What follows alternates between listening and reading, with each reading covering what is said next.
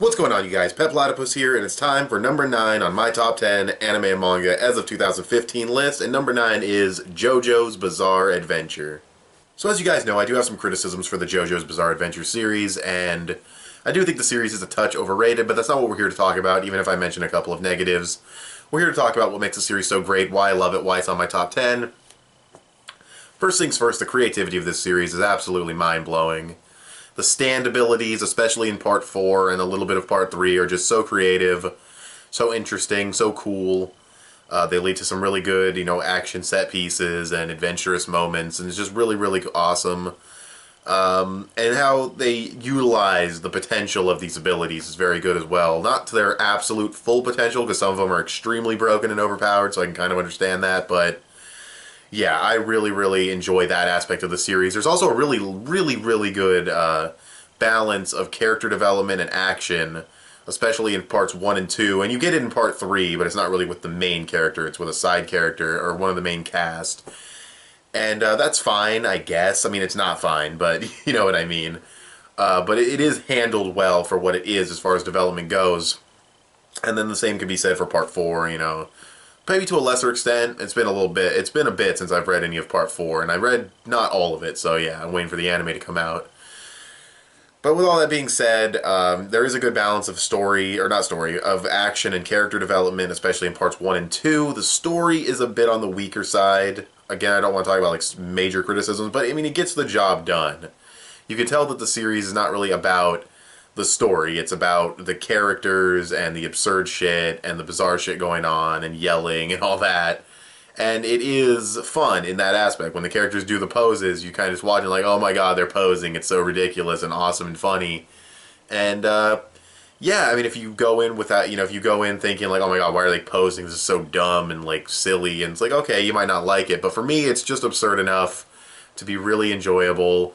One of the reasons why I kind of think the series is, kind of overrated is people it's one of the best shonen ever written. I'm like, it's JoJo's Bizarre Adventure. It's pretty damn silly. It's probably bad by most regards. I mean, in terms of written dialogue and being able to take things seriously with the poses, it's got bad aspects, but I don't look at it like that. I look at it as, it's just an absurdly fun series.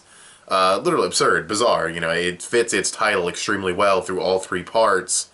Mostly, I think Part 3 and Part 4 encompass that title, but the first 2 parts, they get pretty bizarre and pretty damn weird. But, yeah, the villains are usually likable.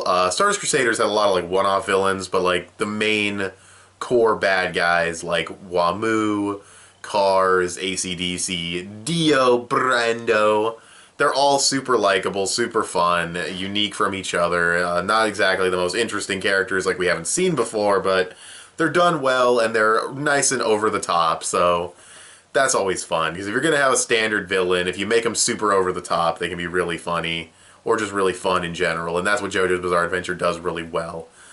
And that's really all I want to say without going into major spoilers. Also, the series handles deaths really well. The deaths in this series are fucking fantastic. I'm not going to say who dies, obviously, no spoilers, but yeah, and it has one of my favorite main characters of all time with Joseph Joestar. I love that, too. I love that the story is a new main character with a new feel and a new setting and a new story structure for each of the parts. You got Jonathan Joestar, and it's just kind of good versus evil, go fight the bad guy, fight off his minions to get there. With Joseph Joestar, it's different, it's kind of more of an adventure, honestly, and then more training and stuff like that. And then with JoJo's Bizarre Adventure, Stardust Crusaders, it's just flat-out adventure across the country to go fight the bad guy. So kind of Part 1 story again, but expanded and with a bunch of new characters and totally different power scaling. So it keeps things fresh, at least all the way up to Part 4, which is 400 plus chapters, so that's, really commendable. But yeah, I love JoJo's Bizarre Adventure. It's a fantastic series. I think you should check it out.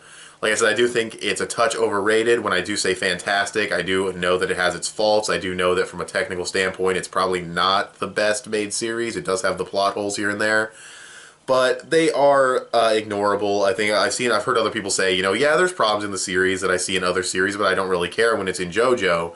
And I think it's because the series is so ridiculous and so absurd that you just kind of have fun with it and just say, yeah, that's dumb, but it's not so dumb that it's going to ruin this experience. I mean, the whole series is kind of dumb, so, Yeah, I love JoJo though. It is really good. In my top 10, it's in my top 10. Of course, I recommend it, like I said before. But that's pretty much all I have to say about it. So, thanks for watching this video. What is the number 9 in your top 10 list? Please comment down below or tell me your entire list. You can follow me on Instagram. I post things there sometimes. Give this video a thumbs up. That would help me out a lot. Subscribe if you haven't already or if you like what you've seen here. And I'll talk to you guys later. Bye.